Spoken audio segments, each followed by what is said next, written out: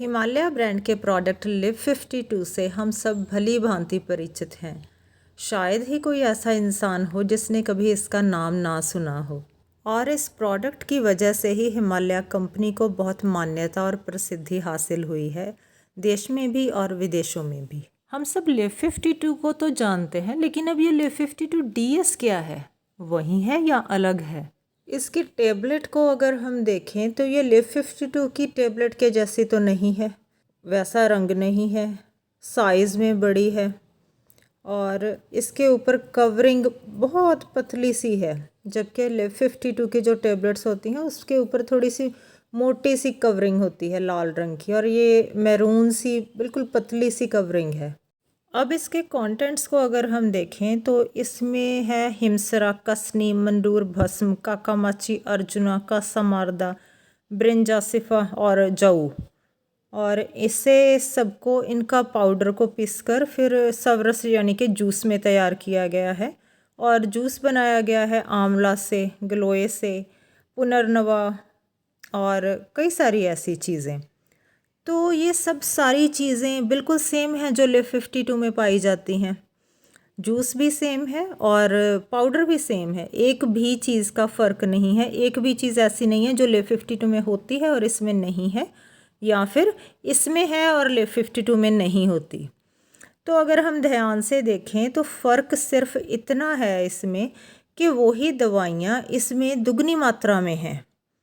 Live 52 DS में वही दवाइयाँ जो लिव 52 के अंदर होती हैं, वही सारी लिस्ट सिर्फ दुगनी मात्रा में है, तो इसीलिए इसका नाम है लिव 52 DS, यानी कि लिव 52 डबल स्ट्रेंथ। तो अब बात आती है कि ये बनाने की आखिर ज़रूरत क्या थी? दवाइयाँ तो वही है और ये दुगनी स्ट्रेंथ ये करने का फ़ायदा क्या? तो इसका पॉइंट ये है कि कुछ लोगों को दवाई टेबलेट, भले ही वो इतनी कोई तेज़ दवाई ना हो, नेचुरल हो, कुछ लोगों को टेबलेट्स खानी अच्छी नहीं लगती, तो उसके लिए ये चीज़ सही है, क्योंकि इसकी थोड़ी मात्रा लेनी पड़ेगी उन्हें। जितनी लिव 52 का डोज लेते थे उससे आधा लेना पड़ेगा।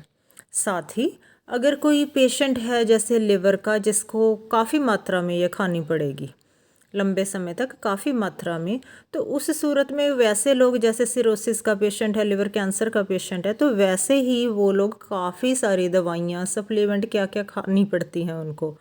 तो वहाँ पर जब इसका अमाउंट कम हो जाता है, स्ट्रेंथ वहीं रहती है, तो वो थोड़ी सी आसानी देता है। अब बात करें इसकी डोजेज की, तो नॉर्मल हेल्थी इंसानों में जो वैसे ही थोड़ी पाचन शक्ति को बढ़ाने के लिए, लिवर के टॉनिक के रूप में भूख बढ़ाने के लिए इसे इस्तेमाल करना चाहते हैं, तो वहाँ पर इसकी एक टैबलेट दिन में 2 बार बस सफिशेंट होगी। हाँ, सिरोसिस, लिवर कैंसर ऐसे सीरियस मसलों में इसकी 2 टैबलेट दिन में 2 से 3 बार लेनी चाहिए। इसे आप खाना खाने से आधा घंटा पहले या फिर बाद में भी ले सकते हैं, दोनों ही तरह से ये काम करेगी। लेकिन हाँ, अगर आप भूख के लिए ले रहे हो कि भूख बिल्कुल नहीं है, मरी हुई है, खाना नहीं लगता है खा पाओगे, तब उस सूरत में आपको आइडियली ये खाना खाने से आधा घंटा पहले लेनी चाहिए।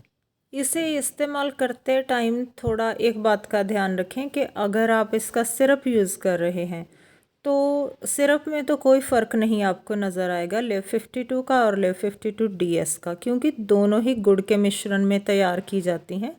तो दवाइयों का जो टेस्ट होता है वो मास्क हो जाता है गुड़ की वजह से।